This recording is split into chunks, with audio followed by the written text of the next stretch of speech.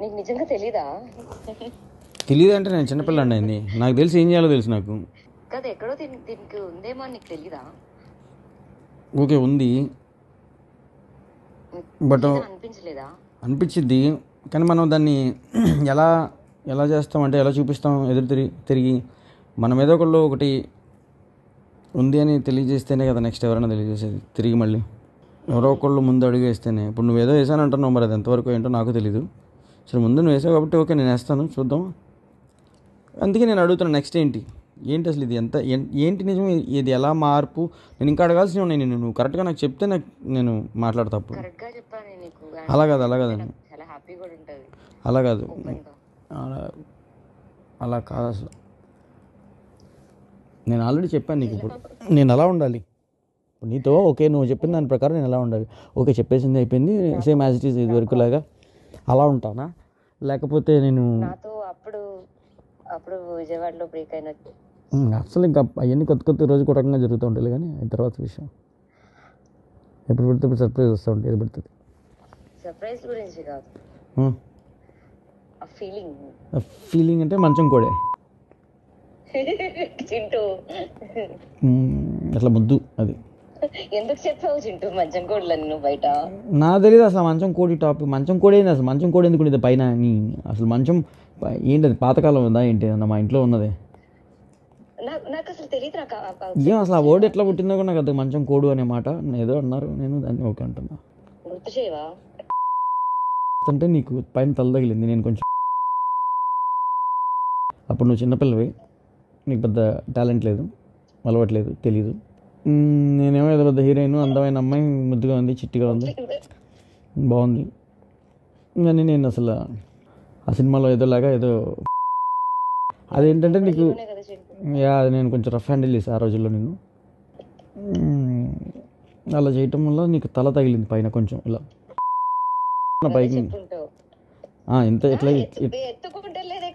ఎత్తుకుంటా కాదు,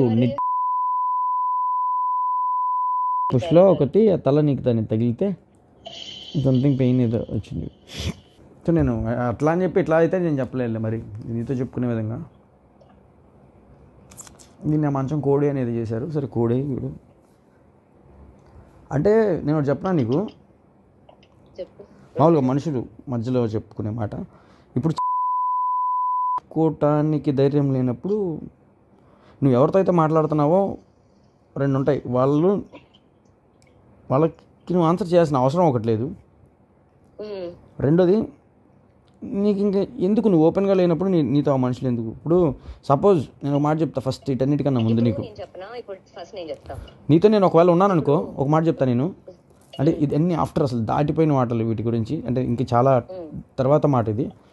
నేను వచ్చాను ఇప్పుడు హైదరాబాద్ నాకు అనుకో, నువ్వు నమ్మవేమో, నేను ఇందుకు నాకు కూడా చెప్తా, నువ్వు నమ్మవు, సర్ప్రైజ్ అవ్వచ్చు, షాక్ అవ్వచ్చు, ఏదైనా అనుకోకుండా జరిగిందో లేదా జరిగిందో, నేనైతే ఉన్న అసలు ఒక పాయింట్లో చెప్తా, అది తప్పు రైటో నేను జరిగింది, నేనున్నా అలాగే వాళ్ళతో కూడా చెప్పాను అలా కొన్ని విషయాలు. నేను కనపడటానికి అందరితో ఉన్నట్టు కనపడ, చాలామంది చాలా చెప్తారు మన గురించి మొత్తం లిస్ట్ అసలు అబ్బో అని, బట్ అలా అని చెప్పి అందరితో అన్నీ అట్లా అంత దూరం తీసుకెళ్ళాను. అలా తీసుకెళ్ళాను అయితే అన్ని రోజులు మీ ఇంట్లో ఉండి నిన్ను అలా హిందూ ఉందని నాకేం భయం కాదు, లేకపోతే హిందూ ఉంది అనేది సంథింగ్ ఇది కాదు. And Hindu knows very well, Nandana కూడా తెలుసు నీ గురించి నా గురించి జరిగిన. సో నేను అందుకే ఏదైనా నేను ఓపెన్గానే అడుగుతాను, ఏంటి మనం నెక్స్ట్ ఏంటి అనేది.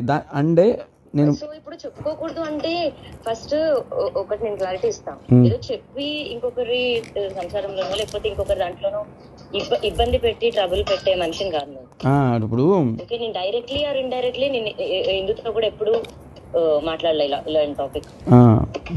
ఇప్పుడు నువ్వు అంత ఓపెన్ ఉన్న మనిషిని చెప్పొచ్చు, అదేంటన్నా మరి తనకి తెలుసో తెలీదో, నువ్వు చెప్పావో లేదో, నువ్వు చెప్పుకుంటావో, ఇది నాకు పక్కన పెడితే నేను నా సైడ్ నుంచి ఎప్పుడు చెప్పడమో లేదా ఇబ్బందో జరగలేదు.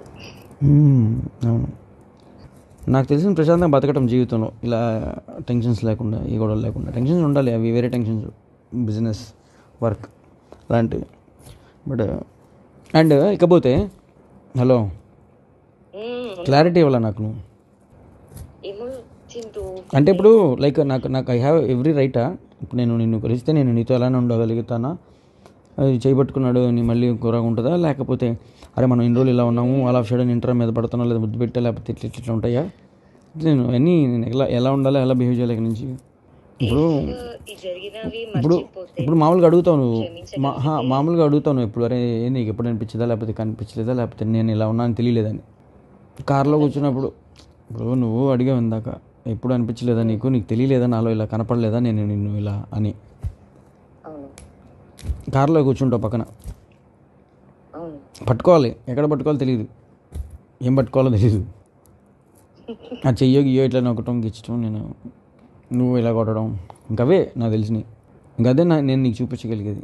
అంతమించి నేను ఎప్పుడు కదిలించను. నేను అంతే ఉంది నా ఆపుకుని ఉన్నాం అంతే. మంచో చెడు, మంచి కోసమే చెడు కోసమే కదా. అసలు ఏంటి మరి ఎప్పుడు చేద్దాం? ఏంటి చేసేది?